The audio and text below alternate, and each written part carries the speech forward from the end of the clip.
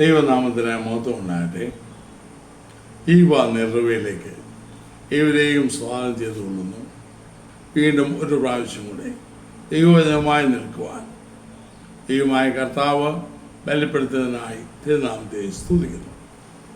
നമ്മുടെ അല്പസമയത്തെ ചിന്തയ്ക്കായി അപ്പോസ്തല പ്രവൃത്തികൾ 6-ാം അധ്യായം 4-ാം വാക്യമായി, ഞങ്ങളോ പ്രാർത്ഥനയിലും വാനശുശ്രൂഷയിലും ഉറ്റിരിക്കും എന്ന് പറഞ്ഞു. ഈ ഉറ്റിരിക്കുന്ന വിഷയം ഒരൊറ്റ വീഡിയോയിൽ പറഞ്ഞു തീർക്കാനാണ് ഞാൻ ഉദ്ദേശിച്ചത്. എന്നാൽ ദൈവാത്മാവിന് മറ്റ് പദ്ധതി ഉണ്ടായിരുന്നതുകൊണ്ട് ഞാൻ ഒരിക്കലും ചിന്തിക്കാത്ത വിധത്തിൽ അത് മുന്നോട്ട് പോയി. ഇത് 3-ാമത്തെ വീഡിയോയാണ്, ഉറ്റിരിക്കുക. ഇവിടെ അപ്പോസ്തലന്മാർ പറഞ്ഞൊരു വാചകമാണ് നാം വായിച്ചത്. കഴിഞ്ഞ വീഡിയോയിൽ ഇപ്പോൾ 3 കാര്യം നാം ഉറ്റിരിക്കുന്നതിനെ കുറിച്ച് പറഞ്ഞു. അല്ലെങ്കിൽ വചനത്തിൽ ഉറ്റ് നിൽക്കുക, വചനത്തിൽ ഉറ്റിരിക്കുക. 2, ഉറ്റ് സ്നേഹിക്കുന്നവരായിരിക്കുക. 3, പ്രാർത്ഥനയിൽ ഉറ്റിരിക്കുക. ഈ 3 അനുഭവം നമ്മുടെ ജീവിതത്തിൽ ഉണ്ടെങ്കിൽ നമ്മുടെ ക്രിസ്തീയതം ഇങ്ങനൊന്നും ആയിരിക്കില്ല, ഇന്നത്തെ പോലെ ആയിരിക്കില്ല. പ്രകടന പരിധിയിൽ നാം കുടുങ്ങിപ്പോകത്തില്ല. സമൂഹം കർത്താവിനെ കാണും. ഇങ്ങനെയുള്ള ജീവിതം നമുക്കുണ്ടെങ്കിൽ തീർച്ചയായിട്ടും നമ്മുടെ സമൂഹം അങ്ങനെ ഓരോരിൽ കൂടെ കർത്താവിനെ കാണും. ഇവിടെ അപ്പോസ്തലന്മാർ പറഞ്ഞ അതിൻ്റെ ഒരു ഭാഗം നാം ചിന്തിച്ചു കഴിഞ്ഞു, പ്രാർത്ഥന. ഇനി പ്രാർത്ഥനയെക്കുറിച്ച് പറഞ്ഞാൽ ശരിയാകത്തില്ല. എപ്പോഴും എനിക്ക് പറയാനുള്ളത് വിശ്വാസത്തെക്കുറിച്ചും പ്രാർത്ഥനയെക്കുറിച്ചുമാണ്. കാരണം ജീവിതത്തിന് അനുഭവിക്കുന്ന കാര്യം ധൈര്യമായി പറയാൻ ഒരു മടിയുമില്ല. അല്ലെങ്കിൽ ക്രിസ്തീയ ജീവിതത്തിൽ അത്യാവശ്യം നമുക്കുണ്ടായിരിക്കേണ്ട, നിർബന്ധമായി ഉണ്ടായിരിക്കേണ്ട പ്രധാന കർത്താവുള്ള ആശയം ദൈവത്തോട് പ്രാർത്ഥിക്കും.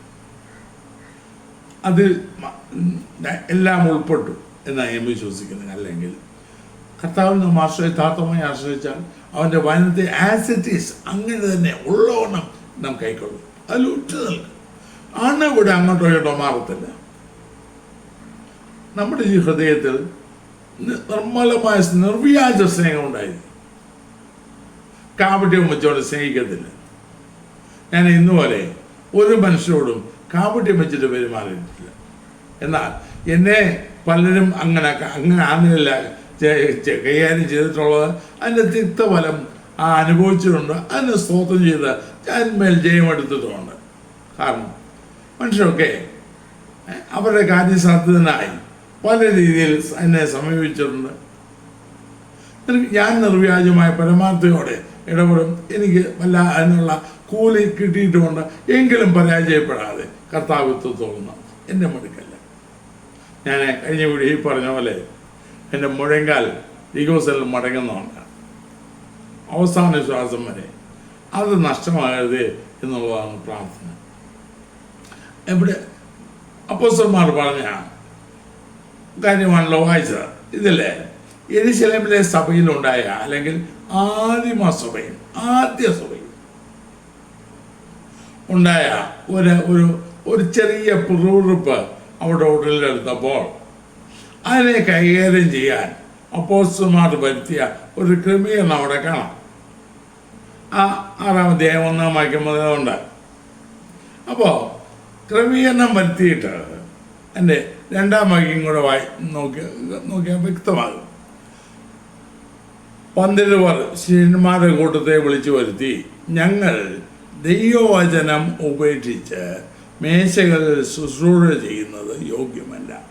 ഞങ്ങൾ ദൈവവചനം ഉപേക്ഷിച്ച് മേശകളിൽ ശുശ്രൂഷ ചെയ്യുന്നത് യോഗ്യമല്ല. അതുകൊണ്ട് ചിലരെ തിരഞ്ഞെടുക്കാൻ പറഞ്ഞു. അതിന് യോഗ്യതയോടെ പറഞ്ഞു. 3-ാം വാക്യത്തിലാവുണ്ട്. 5-ാം വാക്യത്തിൽ അവരെ തിരഞ്ഞെടുത്തു. അവരുടെ പേര് വിവരമുണ്ട്. അതൊന്നും നമ്മുടെ വിഷയമുള്ള ബന്ധത്തിൽ പ്രധാനമല്ലാത്തതുകൊണ്ട് അങ്ങോട്ട് പോകുന്നില്ല. അവർ പറഞ്ഞ വാചകം, ഞങ്ങളോ പ്രാർത്ഥനയിലും വചന ശുശ്രൂഷയിലും ഉറ്റിരിക്കും. രണ്ടാം വാക്യം വീണ്ടും പറയുന്നു, ഞങ്ങൾ ദൈവവചനം ഉപേക്ഷിച്ച് മേശകൾ ശുശ്രൂഷ ചെയ്യുന്നത് യോഗ്യമല്ല. ഞങ്ങൾ വചന ശുശ്രൂഷയിൽ ഉറ്റിരിക്കും. ദൈവവചനത്തെ അല്ലെങ്കിൽ വചനത്തിൻ്റെ ശുശ്രൂഷയിൽ ഉറ്റിരിക്കുക. നമ്മൾ വചനത്തിൽ ഉറ്റിരിക്കുന്ന കാര്യം യാക്കോബ് പറഞ്ഞത് ചിന്തിച്ചു. ഇത് വചന ശുശ്രൂഷയിൽ എല്ലാവർക്കും അല്ല. ദൈവത്താൽ വിളിക്കപ്പെട്ടവരും തിരഞ്ഞെടുക്കപ്പെട്ടവരും ആത്മീയ ശുശ്രൂഷ ചെയ്യുന്നവരും ശ്രദ്ധിക്കേണ്ട കാര്യം ഇതാ. ഒരു അതിപ്രധാനമായി ശ്രദ്ധിക്കേണ്ട ഒരു കാര്യമാണ് അപ്പോസ്തലൻ പറഞ്ഞത്, വചന ശുശ്രൂഷയിൽ ഉറ്റിരിക്കുക. നിർഭാഗ്യവശാൽ ഇന്നത്തെ ആത്മീയ മണ്ഡലത്തിൽ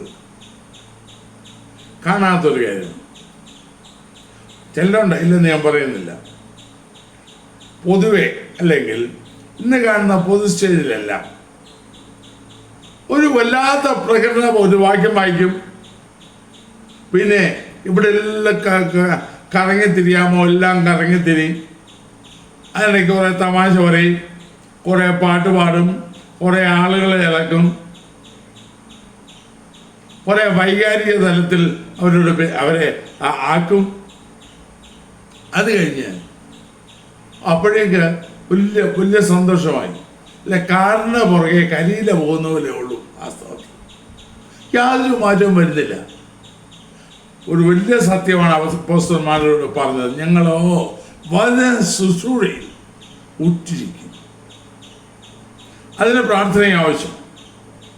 ഒരു കാലത്ത് ആധുനിക സംവിധാനങ്ങൾ, കമ്പ്യൂട്ടറും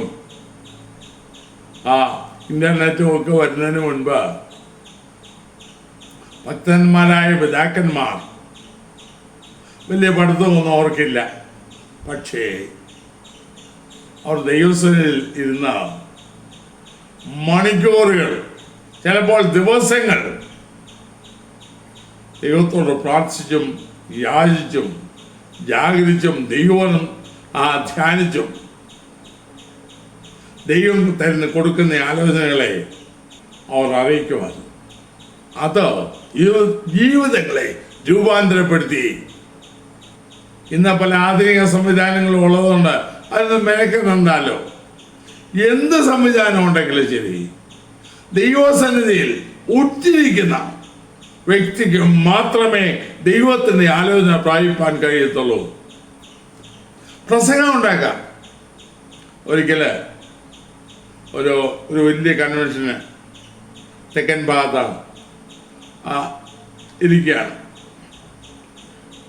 ഞാനുമുണ്ട് അവിടെ.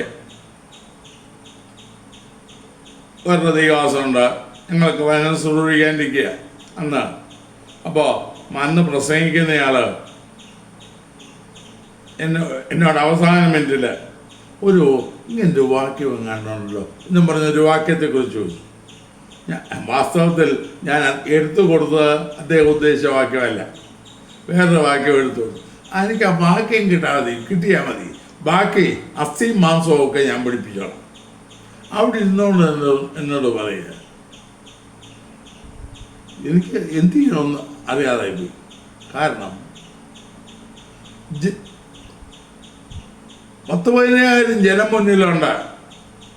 അവരോട് പ്രസംഗിക്കാൻ എഴുന്നേൽക്കുന്നയാള് അവസാന നിമിഷത്തിൽ ദൈവം വാക്യം കൊടുക്കും, ദൈവം ആലോചന കൊടുക്കും, ദൂത് കൊടുക്കും. അതൊക്കെ എനിക്കറിയാം.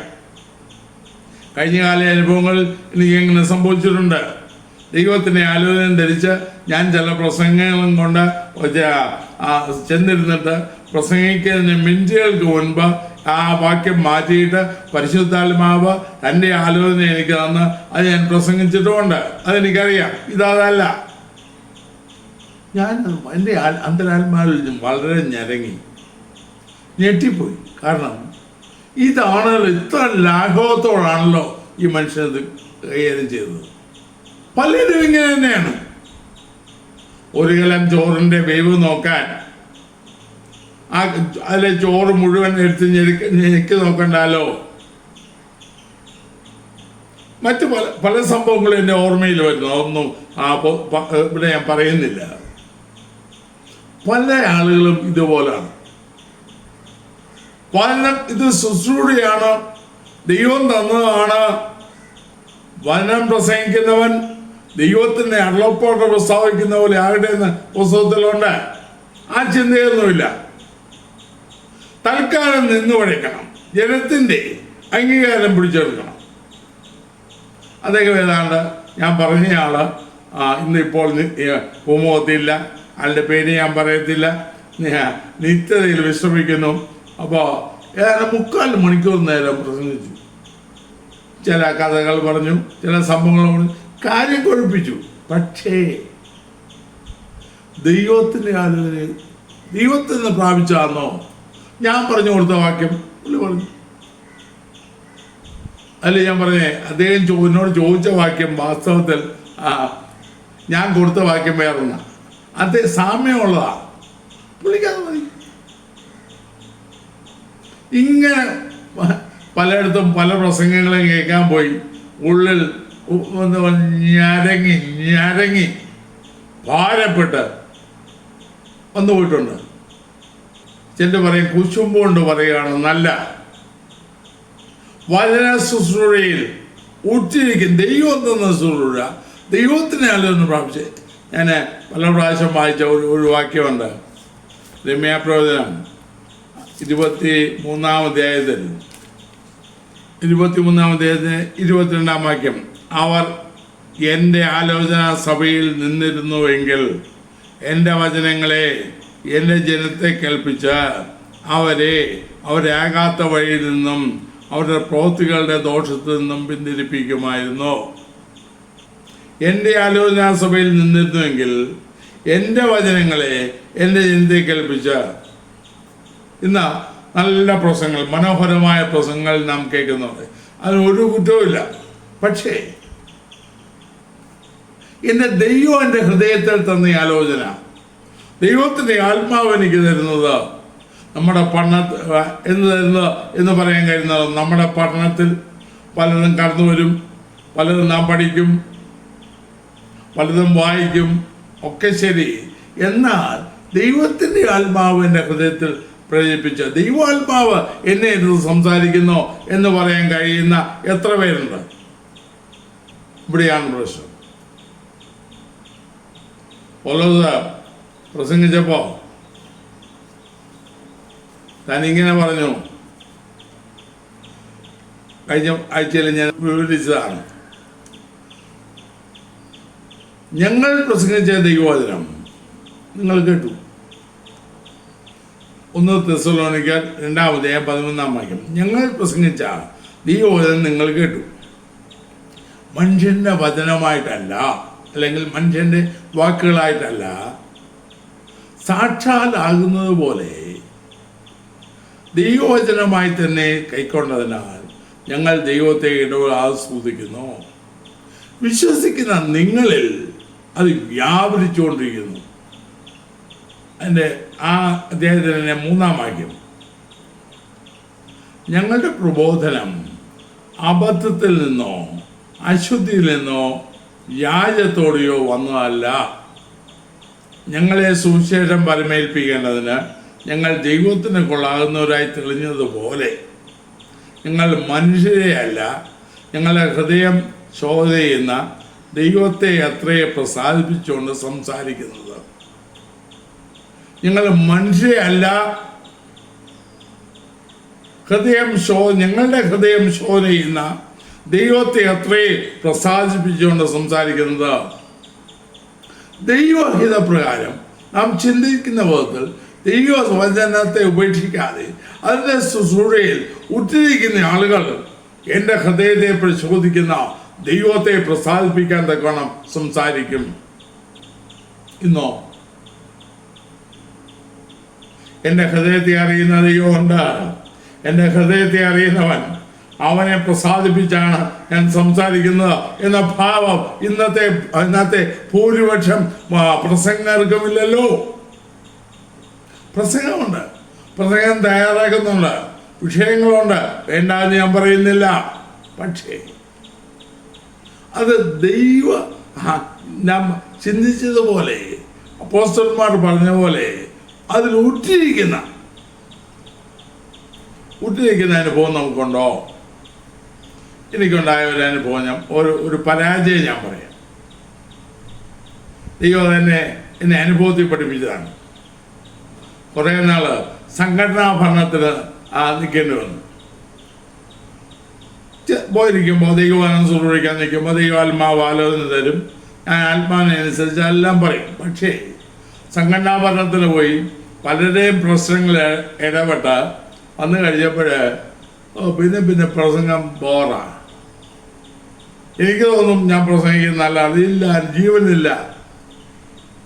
കാരണം ഇതിലല്ലല്ലോ ഉറ്റിരിക്കുന്നേ, മറ്റു പലതിലുമല്ലേ.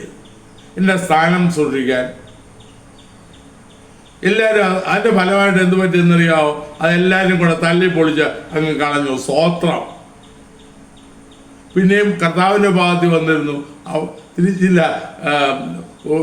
ഞാൻ അടിക്കടി എന്നെ ചിന്തിപ്പിക്കുന്ന ഒരു വാക്യം ദിവസമുള്ളതുണ്ട്. നക്ഷത്രം കണ്ടതുകൊണ്ട് അവർ അത്യന്തം സന്തോഷിച്ചു. എപ്പോ? വിദ്വാൻമാരെ നക്ഷത്രം കണ്ടല്ലേ പുറപ്പെട്ടെ. അപ്പോൾ യെരൂശലേമിന് അടുത്ത് വന്നപ്പോഴേ അവരങ്ങോട്ട് കയറി. ആ നക്ഷത്രത്തെ വിട്ട് അവർ അങ്ങോട്ട് പോയി. നക്ഷത്രം അവർ വിട്ട സ്ഥലത്തുണ്ടായിരുന്നു. അവിടെ പോയി കഴിഞ്ഞപ്പോൾ ആകപ്പാടെ ആളുകൾക്കെല്ലാം പരിഭ്രമവും ഭയവും ഒക്കെയായി. എന്തിനു പറയുന്നു? അവർ അവിടെ നിന്ന് മടങ്ങി വന്നപ്പോൾ നക്ഷത്രം കണ്ടതുകൊണ്ട് അവർ അത്യന്തം സന്തോഷിച്ചു. അത് പറഞ്ഞ പോലെ വളരെ സന്തോഷമായി. സംഘടനാഭരണം പൊക്കോട്ടെ, അത് കൃപയാൽ തല്ലിപ്പൊളിച്ച് ശരിയാക്കി തന്നു. ഉദ്ദേശിമാര് തന്നെ. എനിക്ക് പറയാനൊരു മടിയുമില്ല. എനിക്ക് മനസ്സിലായി, ദൈവം ഒരു ശുശ്രൂഷയെ ഏൽപ്പിച്ചാൽ, പ്രത്യേകിച്ച് വചന ശുശ്രൂഷയെ ഏൽപ്പിച്ചാൽ, അത് വിട്ട ദൈവത്തിന്റെ ആലോചന അറിയിക്കുന്നത് വിട്ട ഒരു കാര്യത്തിലും ഇടപെടരുത് എന്നെനിക്ക് മനസ്സിലായി. അപ്പോൾ സൽമാരും അതാ പറയുന്നേ, ഞങ്ങളെ ദൈവവചനം ഒഴിച്ചിട്ട് മറ്റു കാര്യങ്ങൾ ഇടപെടുന്നത് ശരിയല്ല. ഇന്ന് നമ്മൾ കാണുന്നു ദൈവത്തിന്റെ ശുശ്രൂഷ സെക്കൻഡറി, രണ്ടാമത്.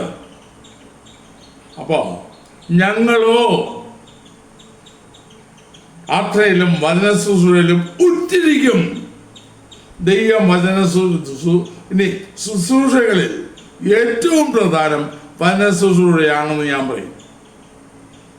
നമുക്ക് പ്രവചനം രോഗശാന്തിയും ഒക്കെയാണ് നമുക്ക് പ്രധാനമെന്ന്. പക്ഷേ ദൈവത്തിന് അതല്ല. ദൈവത്തിന് നല്ല വചന ശുശ്രൂഷയാണ്. അവളിൽ നിന്ന് കേട്ട് തെസ്സലോനിക്കയിൽ നാം വായിച്ച പോലെ അത് അബദ്ധത്തിൽ നിന്നുമല്ല, തോന്നിയ പോലല്ല, ഏതൊരു വാക്യം വായിച്ച് എങ്ങാണ്ട് പോകുന്നതല്ല. ഉറ്റിരിക്കുന്നവന് ദൈവം ആലോചന കൊടുക്കും. അവൻ്റെ ആലോചന സഭയിൽ നിൽക്കുന്നവന് അവൻ ആലോചന കൊടുക്കും. അത് ദൈവത്തിന് വചനമായി പുറത്തു വരും. അത് പുറത്തു വരുമ്പോൾ അതിൻ്റെ ക്രിയ നടക്കും. ഇതാണ് ഇന്ന് ആവശ്യം. അപ്പോൾ പ്രത്യേകിച്ച് വചന ശുശ്രൂഷ ചെയ്യുന്നവര് ഇന്ന് ശ്രദ്ധിക്കുന്നത് നന്നായിരിക്കും. അതിലുറ്റിരിക്കുക, വചനം പഠിക്കുക, വചനത്തെ അതിൽ ജാഗരിച്ചിരിക്കുക, പ്രാർത്ഥിക്കുക, ദൈവത്തിന് അള്ളപ്പാട് പ്രാപിക്കുക, പരിശുദ്ധാത്മാവിനെ നടത്തിപ്പിൽ ദൈവാത്മാവിൽ എഴുന്നേറ്റ് നിന്ന ദൈവാലോചനയെ അറിയിക്കുമ്പോൾ തീർച്ചയായിട്ടും അതിനൊരു സ്വാധീനം ഉണ്ടായിരിക്കും. അതിൻ്റെ ഇമ്പാക്റ്റ് വലുതായിരിക്കും.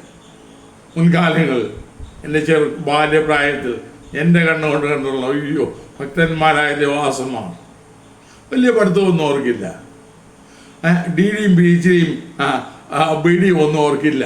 പക്ഷേ അവർക്ക് മടങ്ങുന്ന മുഴങ്കാലുണ്ടായിരുന്നു, ഒഴുകുന്ന കണ്ണുകളുണ്ടായിരുന്നു, ദൈവത്തിൽ ജാലിക്കുമായിരുന്നു. അവർ എഴുന്നേറ്റ് നിൽക്കുമ്പോൾ തീ കത്തുമായിരുന്നോ? ഇന്ന് വാദ്യോപകരണങ്ങളുടെ സഹായത്തോടെ അഭ്യാസ പ്രകടനങ്ങൾ നടത്തി ജനത്തെ സന്തോഷിപ്പിക്കുകയല്ലേ? ഹൃദയം ശോധന ചെയ്യുന്ന ദൈവത്തെ പ്രസാദിപ്പിക്കുന്നോ അതോ മനുഷ്യരെ പ്രസാദിപ്പിക്കുന്നോ? അപ്പോ വചനത്തിൽ സ്വാതന്ത്ര്യത്തിന്റെ തികഞ്ഞ ന്യായപ്രമാണത്തിൽ ഉറ്റു നിൽക്കുക മാത്രമല്ല, ദൈവം തന്ന ശുശ്രൂഷയിൽ ഉറ്റിരിക്കുക. എല്ലാവരെയും എല്ലാ ശുശ്രൂഷയും ദൈവം ഏൽപ്പിച്ചിട്ടില്ല. അപൂർവം ചില വ്യക്തികൾ ചില കാര്യങ്ങൾ കൂടെ കണ്ടേക്കാം. പക്ഷേ അപ്പോസ്തലന്മാർ പറയുന്നത് ഞങ്ങളോ വചന ശുശ്രൂഷയിൽ ഉറ്റിരിക്കും. പ്രാർത്ഥനയിലും പ്രാർത്ഥനയില്ലാത്ത വചന ശുശ്രൂഷ വെറുതെ അത് വരേണ്ടതാ. അത് കേൾക്കുമ്പോൾ അറിയാം. ഒരു ഒരു ഒരു ദൈവാസൻ പറഞ്ഞത് ഞാൻ ഓർക്കുന്നു. 1 മണിക്കൂർ പ്രാർത്ഥിക്കണമെങ്കിൽ അല്ല പ്രസംഗിക്കണമെങ്കിൽ 5 മണിക്കൂറും പ്രാർത്ഥിക്കണം. നിങ്ങളുടെ ഭക്തന്മാർ ഇക്കാലത്ത് ഉണ്ടാകട്ടെ. ദൈവസ്ഥാനിൽ രാപ്പുകലായി മുഴങ്കാലിരുന്ന് ദൈവസ്ഥാനിൽ തങ്ങളെ തന്നെ ഏൽപ്പിച്ചു കൊടുത്ത് കർത്താവിന് ഉപയോഗിക്കാൻ കൊള്ളാവുന്ന മാനപാത്രങ്ങളായി മാറി ദൈവം നമ്മിൽ കൂടെ സംസാരിക്കുന്ന, ദൈവത്തിന് അള്ളപ്പാട് അറിയിക്കുന്ന, ദൈവത്തിന്റെ വനം സാക്ഷാലാകുന്ന പോലെ അറിയിക്കുന്ന ഭക്തന്മാരായി തീരുവാൻ ദൈവം നമ്മെ സഹായിക്കും. എന്താ അവിടെ നിർത്തുകയാണ്.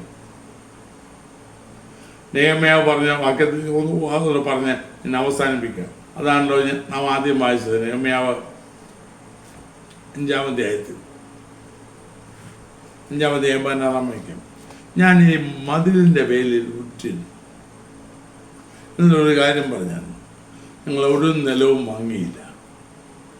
ആരും മോഹിച്ചു പോകുന്ന ഉന്നതമായൊരു ജോലിയായിരുന്നു നെഹമ്യാവിനുണ്ടായിരുന്നത്. രാജാവിൻ്റെ പാനപാത്രമാകാൻ, രാജാവിനോട് ഏറ്റവും അടുത്തിരിക്കുന്ന, രാജാവ് കുടിക്കണമെങ്കിൽ അവനടുത്ത് കൊടുക്കണം. അങ്ങനെ ഉള്ളൊരു ജോലി ചെയ്തുകൊണ്ടിരുന്ന നെഹമ്യാവിനെയാണ് ഹൃദയത്തിൽ ഭാരം തോന്നിയത് യെരൂശലേമിൻ്റെ മതിലിനെ കുറിച്ച്. അത് ഇടിഞ്ഞും വെന്തും കിടക്കുക. പുള്ളിക്ക് സ്വസ്ഥതയില്ല. 1-ാം അധ്യായത്തിൽ നമുക്കിത് കാണാം. ഉപവസിച്ചു, പ്രാർത്ഥിച്ചു. രാജാവിനോട് അത് ചോദിക്കാൻ ഭയപ്പെട്ടു. പക്ഷേ രാജാവ് തന്നെ തുടക്കമിട്ടു. അതൊക്കെ 1-ാം അധ്യായത്തിലുണ്ട്. അല്ലെ പിന്നീട് അവനതിന് വന്നപ്പോൾ പ്രതീക്ഷിക്കാത്ത വെല്ലുവിളികൾ അവന് നേരിടേണ്ടി വന്നു. പക്ഷേ ഞാൻ ഈ മതിലിൻ്റെ വേൽ, അപ്പം 5-ാം അധ്യായം 16-ാം വാക്യം, ഞാൻ ഈ മതിലിൻ്റെ വേലിൽ തന്നെ ഊറ്റിരുന്നു. ഞങ്ങൾ ഒരു നിലവും വിലയ്ക്ക് വാങ്ങിയില്ല. എൻ്റെ ഭൃത്യന്മാരൊക്കെയും ഈ വേലയിൽ ചേർന്ന് പ്രവർത്തിച്ചു പോന്നു. അവൻ ഏത് ദൗത്യത്തിനായി വന്നോ അതിൽ ഉറ്റിരുന്നു. അതിൽ മാത്രം, മറ്റൊന്നും അവൻ വിഷയമല്ല, മറ്റൊന്നും അവൻ ചിന്തിച്ചുമില്ല.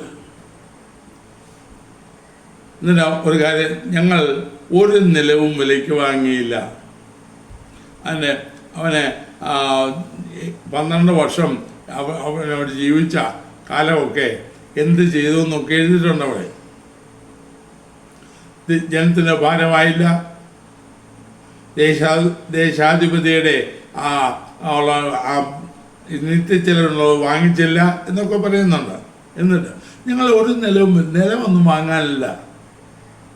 മതിലിൻ്റെ പേരിൽ ഞാൻ എന്ത് ദൗത്യത്തിന് വേണ്ടി ഇറങ്ങിയോ അതിൽ ഉറ്റിരുന്നു. എത്ര ധൈര്യമായിട്ട് അവൻ പറയുന്നു. പ്രിയമുള്ളവരെ, ഇന്ന് നമ്മുടെ ക്രിസ്തീയ ജീവിതത്തിൽ നാം എന്ത് വിലയ്ക്കും, ആ വിലയുടെ പ്രത്യേകത അവൻ പറയുന്നു. അവനെ പറഞ്ഞല്ലോ, ഒരു നല്ല പൊസിഷനിൽ ഇരുന്നവൻ, രാജാവിനോട് ഏറ്റവും രാജാവിൻ്റെ പാനപാത്രമാകാൻ അവനെ എടുത്തു കൊടുക്കാൻ, രാജാവ് കുടിക്കാൻ, ആ നിലയിൽ ഇരുന്ന വ്യക്തി അവൻ്റെ വേലയെക്കുറിച്ച് പറഞ്ഞ ചില വിശേഷണങ്ങളുണ്ട്. അതുകൂടെ അവൻ ചെയ്യുന്ന വേല മതിൽ പണിയാ, അല്ലെങ്കിൽ അത് ചെയ്യിക്കുക, ഇടിഞ്ഞു കിടന്നതിനെ നന്നാക്കണം, നേരെയാക്കണം, അപൂർവസ്ഥിതി കൊണ്ടുവരണം. അപ്പോൾ 2-ാം അധ്യായം 12-ാം വാക്യത്തിൽ എഴുതിയിരിക്കുന്ന നല്ല വേല. 4-ാം അധ്യായം 9-ാം വാക്യത്തിൽ വേല വലിയതും വിശാലവുമാകുന്നു. വിശാലമായ വേല. 6-ാം അധ്യായം 3-ാം വാക്യത്തിൽ ഒരു വലിയ വേല. മതിലിൻ്റെ പണിയാണ്, യെരൂശലേമിൻ്റെ മതിലിൻ്റെ പണിയാണ്. സൻബല്ലത്തും തോബിയാവും മറ്റനേകരും എതിരാളികളുണ്ട്, പലതരം വെല്ലുവിളികൾ. പക്ഷേ ആ വിലയെക്കുറിച്ച് അവൻ പറഞ്ഞ നല്ല വില, വിശാലമായ വേല, വലിയ വേല, ഗ്രേറ്റ് വർക്ക്, ഗ്രേറ്റ്, ഒരു മഹത്തായ വേല.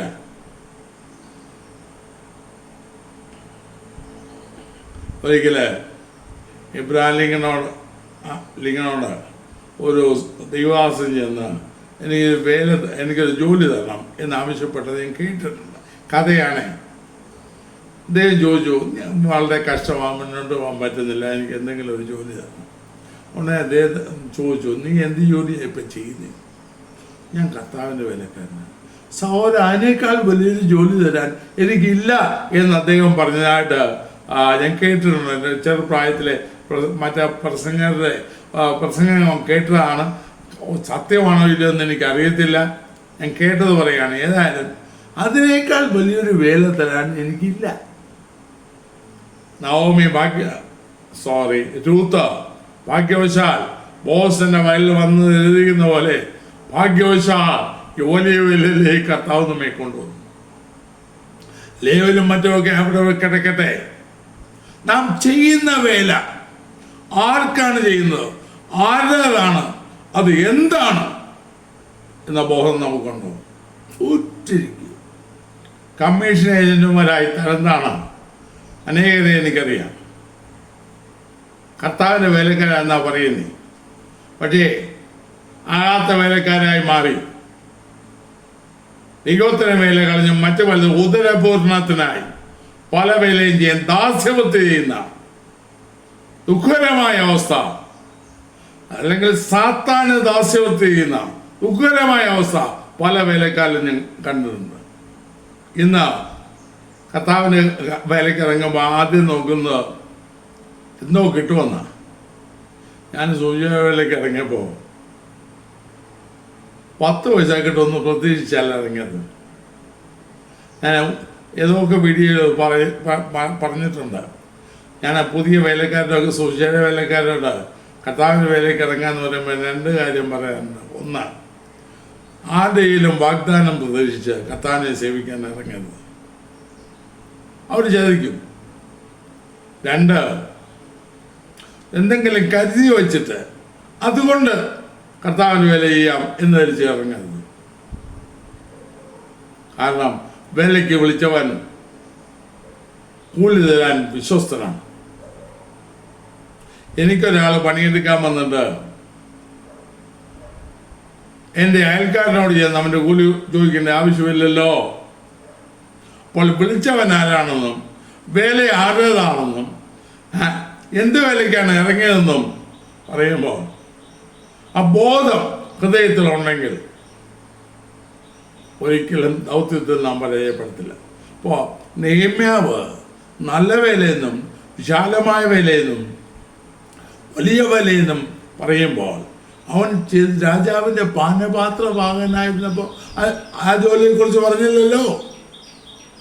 അതിനേക്കാൾ മഹത്തായതാണ് ഇതെന്നല്ലേ പറയുന്നത്. പ്രിയമുള്ളവരെ, ഒരു നല്ല വേലയ്ക്കായി 2 തിമോഥെയോസിൽ അപ്പോസ്തലനാണല്ലോ പറഞ്ഞേ, നല്ല വേലയ്ക്ക് ഒരുങ്ങിയിരിക്കുന്ന മാനപാത്രമാകുവാൻ നമ്മെ വിളിച്ചിരിക്കുക. അവൻ്റെ വെയിലിൽ ഉറ്റിരുന്ന് യജമാനെ പ്രസാദിപ്പിച്ച് യജമാൻ രക്ഷ ചെയ്യുന്ന നല്ല വേലക്കാരെ ദൈവം നമ്മെ മാറ്റിയിരുന്നെങ്കിൽ മാറ്റണം ദൈവം ആഗ്രഹിക്കുന്നു, നാം ആഗ്രഹിക്കുന്നു. ആകാത്ത വേലക്കാരായി, മനുഷ്യൻ ദാസ്യവൃത്തി ചെയ്യുന്നവരായി, വയറിനെ സേവിക്കുന്നവരായി അനേകർ മാറിയില്ലേ? എന്നാൽ ഒരു നല്ല വലിയ വേലയിലേക്ക്, നല്ല വേലയിലേക്ക്, വിശാലമായൊരു വേലയിലേക്ക് വലിയവൻ വിളിച്ചിറക്കുന്നതാണെങ്കിൽ, ആ ബോധ്യമുണ്ടെങ്കിൽ അവൻ്റെ വില ചെയ്യുവാൻ ദൈവം നമ്മെ സഹായിക്കട്ടെ. ഏതാണ്ട് 50 വർഷമായി എൻ്റെ കർത്താവിനെ സേവിക്കുന്നു. വലുതായിട്ട് ഒന്നും ഉണ്ടാക്കിയിട്ടില്ല, വലിയ പ്രസ്ഥാനമൊന്നും കെട്ടിപ്പടുത്തില്ല. എങ്കിലും ഇന്നയോളം കർത്താവ് വിശ്വസൻ അറിഞ്ഞ സത്യത്തെ ഓർത്തിപ്പിടിച്ചുകൊണ്ട് അവൻ്റെ വേല ചെയ്തു. പ്രതിഫലം തരുന്ന അവനാണ്, കൂലി തരുന്ന നല്ല യജമാനാണ്. ഈ കർത്താവിനെ പ്രസാദിപ്പിക്കാൻ ദൈവനെ. അപ്പോൾ ഞാൻ 5 കാര്യങ്ങൾ ഉറ്റിരിക്കുന്നതുമായി ബന്ധത്തിൽ പറഞ്ഞ് 3 വീഡിയോയിലെ വചനത്തിൽ ഉറ്റിരുന്ന, ഉറ്റ് സ്നേഹിച്ച, പ്രാർത്ഥനയിൽ ഉറ്റിരുന്ന, വചന ശുശ്രൂഷയിൽ ഉറ്റിരുന്ന, കർത്താവ് എന്ന വേലയിൽ ഉറ്റിരുന്ന, അതിൻ്റെ മഹാത്മ്യങ്ങൾ വർണ്ണിച്ച് എന്ത് നഷ്ടം സഹിക്കേണ്ടി വന്നാലും അവനെ പ്രസാദിപ്പിച്ച് അവൻ്റെ സ്ഥലം നിൽക്കുവാൻ കർത്താവ് നോക്കി കൃപ. നെഹെമ്യാവ് പറഞ്ഞല്ലോ, നല്ല സാഹചര്യം വിട്ട് ഇറങ്ങി വന്നിട്ട് അവന് കിട്ടിയ എതിർപ്പും നിന്നെയും പഴിയും. ഇത് എങ്കിലും അവൻ എന്തിനു വേണ്ടി ഇറങ്ങിയോ അതവൻ പൂർത്തിയാക്കി. യെരൂശലേമിനെ യഥാസ്ഥാനം. നമ്മുടെ ജീവിതത്തിലും കർത്താവിൻ്റെ വില ചെയ്തു അതിലൂറ്റിരുന്നു, ഭൗതികമായി നോക്കാതെ ദൈവം തന്നിലൂറ്റിരുന്നു. ദൈവനാമത്തിന് അധ്വാനിപ്പാൻ കർത്താവ് നമ്മെ സഹായിക്കട്ടെ. ഭാഗ്യവശാൽ ഒരു നല്ല വിലയിലേക്ക് കർത്താവ് നമ്മെ വിളിച്ചു. അന്ത്യം വരെ വിശ്വസ്തനായി കർത്താവിൻ്റെ വലുപ്പത്തിൽ അധ്വാനിച്ച് യജമാനെ പ്രസാദിപ്പിച്ച് ഹൃദയം നോക്കുന്ന, ഹൃദയം ശോധന ചെയ്യുന്ന ദൈവത്തെ പ്രസാദിപ്പിച്ച് പ്രാർത്ഥനയിൽ ഉറ്റിരുന്നു, വചനത്തിൽ ഉറ്റിരുന്ന്, ഉറ്റ സ്നേഹിച്ച് കാപട്യമില്ലാതെ ദൈവസ്നേഹം വെളിപ്പെടുത്തി പ്രാർത്ഥനാവീരന്മാരായി ദൈവം തന്നെ ആലോചന വെളിപ്പെടുത്തുന്നവരായി ദൈവത്തിൻ്റെ വേലയിൽ അധ്വാനിച്ച് വലിയൊരു പ്രതിഫലം പ്രാപിപ്പാൻ നമുക്ക് ഒരുങ്ങാം. നമ്മുടെ കർത്താവ് വരാതായി ദൈവമായ കർത്താവ് നമ്മെ സഹായിക്കട്ടെ. പ്രാർത്ഥിക്കാം. കർത്താവേ, സ്നേഹവാനായ സ്വർഗീയ പിതാവേ, നിങ്ങൾ ഉറ്റിരിക്കുന്ന വിഷയത്തെക്കുറിച്ച് വിശദമായി ചിന്തിപ്പാൻ്റെയായല്ലോ. അത് അങ്ങയുടെ വനത്തിൽ ഉറ്റിരുന്നു, ഉറ്റ സ്നേഹിച്ച് പ്രാർത്ഥനയിൽ ഉറ്റിരുന്നു, അങ്ങയുടെ വചനം വിശ്വസ്തയോടെ പങ്കുവെക്കുന്ന ശുശ്രൂഷയിൽ ഉറ്റിരുന്നു, അങ്ങയുടെ വേലയിൽ ഉറ്റിരുന്നു. അതാ അങ്ങയെ പ്രസാദിപ്പിപ്പാൻ ഞങ്ങളെ സഹായിക്കണം. അങ്ങയുടെ കാര്യങ്ങൾ ഉറ്റിരിക്കുന്നവരായി കർത്താവ് ഇടത്തോട്ടോ വലത്തോട്ടോ മാറുന്നവരായിട്ടല്ല, ചിന്ത മാറിപ്പോകുന്നവരായിട്ടല്ല, ഉറ്റിരിക്കുന്നവരാക്കി ഞങ്ങളെ മാറ്റണമേ. എന്നെ ശ്രമിക്കുന്ന ഏവരെയും അങ്ങ് അനുഗ്രഹിക്കണമേ. ഞങ്ങളുടെ കൃപയാൽ നിറയ്ക്കണമേ. യേശു ക്രിസ്തുവിന്റെ നാമത്തിൽ പിതാവേ, ആമേൻ. ഈ വീഡിയോ നിങ്ങൾക്ക് അനുഗ്രഹമായെങ്കിൽ മറ്റുള്ളവർക്കും ഷെയർ ചെയ്ത് കൊടുക്കുക. നിങ്ങൾക്കായി പ്രാർത്ഥിക്കുക. ദൈവമായ കർത്താവ് നിങ്ങളെ അനുഗ്രഹിക്കുമാറാകട്ടെ.